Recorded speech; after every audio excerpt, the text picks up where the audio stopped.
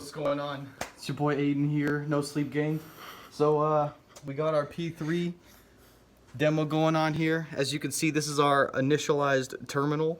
We've got the digital multimeter reading DC, AC RMS, AC peak to peak frequency, a bar graph and 0.1 volt steps, and our secret sauce, a ohm meter. You'll get a little bit of a taste of that later on. Right now we're going to be measuring the DC voltages. Right now it's measuring 0 volts because it's just attached to ground. If I were to turn the DC source on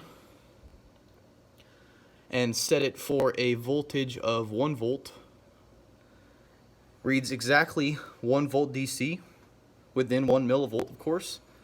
If I bring it up to 2 volts, we got 2 volts DC, 3 volts, 3 volts DC. Looking good, looking good. All right, back down to ground. Now I'm gonna measure the AC setting.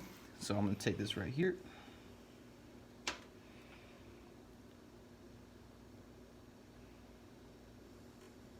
All right. See this little switch right here? Currently it's on the DC setting. I'm gonna flip this to do the AC setting.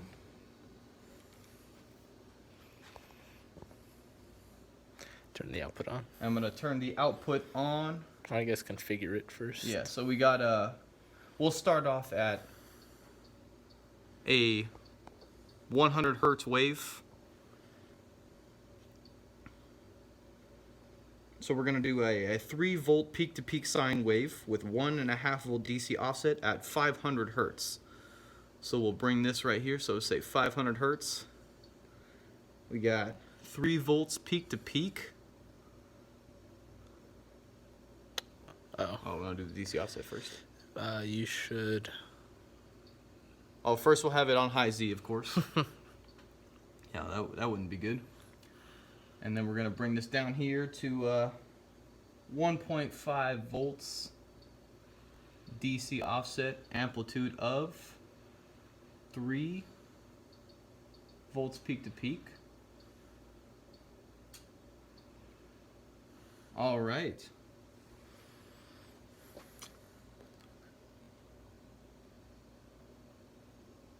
Is it outputting?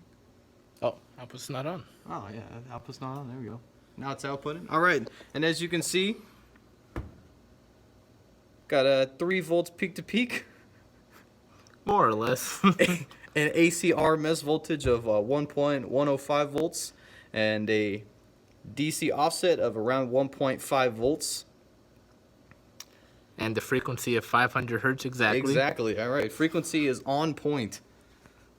Anyways, now we got a 1 volt peak to peak sine wave with 0.5 volt DC offset, operating at 1 kilohertz. All right. All right, 1 volt peak to peak, 500 millivolts DC offset. Let's see what we got. Look at that. 1 volt peak to peak. AC RMS reading of 0.36 volts. The nominal value is about 0.357, so that's pretty close. And a DC offset of around 0.5 volt. Frequency of exactly 1,000 hertz. As you can see, our frequency is very accurate. Next one, we got 1 volt peak to peak with a DC offset of 2.5 volts at 1 kilohertz. 2.5. Alright, that's it. All right, so we're going to give it a quick second here.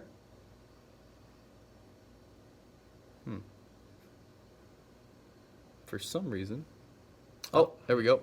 It just took a little second. Don't worry about it. So we got approximately 1 volt peak to peak. AC RMS are around the same value, and DC offset of 2.5 volts. Looking pretty good. Exactly 1,000 hertz. All right. Next one, 3 volts peak to peak triangle wave with 1.5 volts DC offset at 50 hertz. What was the 3 input? volts. 3 volts. 50 hertz. 50 hertz. All right. Let's see what we got. We got exactly 50 hertz, a 3 volts peak to peak wave, 1.1 volts VRMS, and a 1.5 volt offset.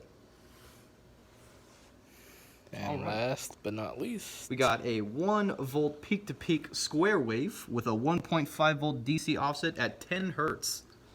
1 volt peak to peak with 1 point. 5 volt DC offset. Oh, that's fine. And frequency of 10 10 hertz. Oh man, look at that accuracy. Within 1 hertz, 9 hertz reading.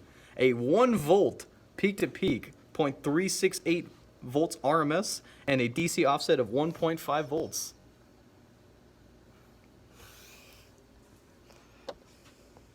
All right. So let's go to the frequency specific video demonstration. So we're gonna do a 3 volts peak to peak sine wave with 1.5 volts DC offset at the highest possible frequency. So right now we're gonna bring it up to 1 kilohertz, and we're gonna see if it's gonna do that. So right now we're reading 1,000 hertz exactly, and we can actually bring it higher than that. Let's try 2 kilohertz. Oh, look at that! See, exactly 2,000 hertz, very accurate. So we can double the amount of frequency that we're using. Let's do 3 volts peak to peak with 1.5 DC offset, the lowest possible frequency. 3 volts peak to peak. Same wave. Oh, okay. Bring it down to 1 hertz. Or It's a square wave though. yeah. 1 hertz. And as you can see, it is within 1 hertz accuracy. So we are spot on with the frequency. Unfortunately, the timer A capture mode really doesn't like 1 hertz, as we found out. If we bump it up a little to 2 hertz, it'll start to detect that at 1 hertz. That's just the inaccuracy of the timer Of course. in action. It is within the range of 1 hertz being off, so that's all right. As you can see, a fine young multimeter, very robust, utilizing a comparator for the AC value, and that's it. Oh, and don't forget the secret sauce. Oh, you're right, the secret sauce. I almost forgot. So we're gonna go over here and we're gonna switch this setting from AC to ohm meter. Yes, that's right. We have an ohm meter. Now, right now you can connect any resistor. Say we have this random group of resistors. I'll just pick one out here. And we're gonna attach this to the circuit, and the circuit will tell us what resistance it is. So we're gonna go over here. Look at that. Oh, that's a 10K resistor. And we'll pick another one here. Let's see. Oh, this is a nice blue one. I'm pretty sure that one's also 10K. Oh, check that out. 10K as well. Very accurate.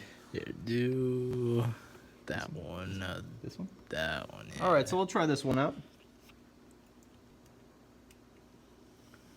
What are we reading on here? Oh, a 70K. Very nice. So as you can see, it's very robust in the amount of ohms that it can tell. Let's try a low one here. Do we have a low here? Got a low one? I think this is 100. There we go. Let's try this one.